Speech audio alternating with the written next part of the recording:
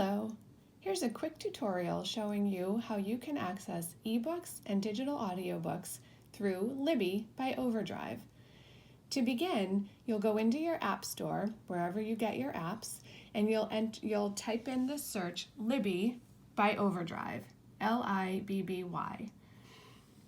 The app that you want to choose is this one here. It has a purple background with a girl reading a book.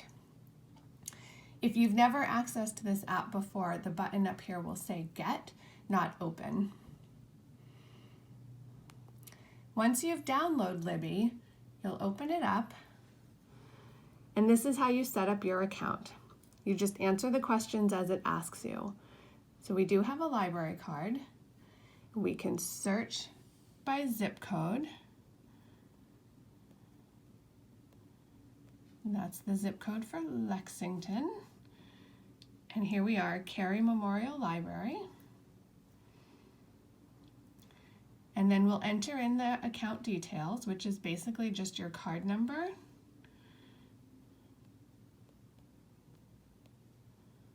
no spaces, and all of the numbers on the card.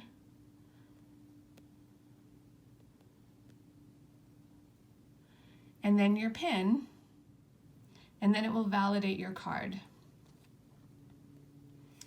So you just keep following the prompts. That's all there is to setting up an account. Your email address is already linked to your library card, so there's no need to enter anything except for those two pieces of information. If you aren't sure about the PIN on your card, it's often just the last 4 digits of the card. So here's a quick tutorial for navigating Libby. At the very top, when you first open it, you can enter in a search item just like you would in Google or almost any other search tool. You can enter a book title, an author, or a subject, and you'll get some results. It will autofill as you're entering, so if you know the beginning of a title or you're not quite sure how to spell an author's name, it may bring up the suggestions for you. The Preferences tab here will let you change the kind of format or language or availability that you're looking for. So for instance, format will let you limit it to just audiobooks.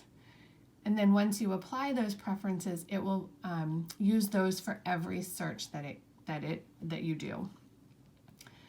The Explore button will let you browse various topics or what's available, what's popular, what's new. So that's a way of searching for something if you're not sure what you want yet. There are always some suggestions up here in this initial screen. And you can scroll up and down. If you read with a Kindle, you can define that so it will always bring you Kindle format books. You can look for what's new, what's popular, what's available. And as you scroll, you'll find more and more different ways of browsing through the catalog. Down at the bottom here, there's a library button, a circle, and a shelf button. Library is similar to a home button. It will bring you back to this page where you can enter in a search or do the browsing. The shelf button will bring you to your specific account information. So you can see what you have on loan, what you have on hold, and anything that you've tagged. Not too many people use the tags, but you can experiment with those to see if you can define things that you would like to read and just save them for later, or things that you've already read. So you can use that if you want to. The Actions link just lets you synchronize your shelf if you're on multiple devices. It will let you change how you read something or how you download something. You can choose to have the books download automatically when they're available, or you can have them just send you a notice and then you download it yourself. So you can edit those things. You don't have to. Within loans, if you have something borrowed, this is where you would be able to return it early or to reopen it if you wanted to.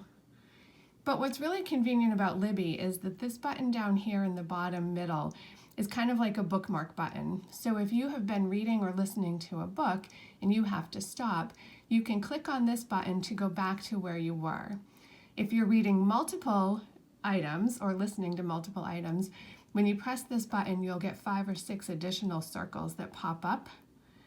like this, and each one will reflect the cover of the item that you're currently reading.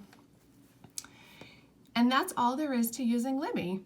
If you have any questions about it, you can email us at askcarrie@minlib.net, or you can try calling the library and ask for the reference desk. Anyone who has a Minuteman Library card can borrow up to 10 items at a time with Libby, and you can also have up to 10 items on hold. So that is a good amount of content that you can access when you can't get into the library. Thanks for watching.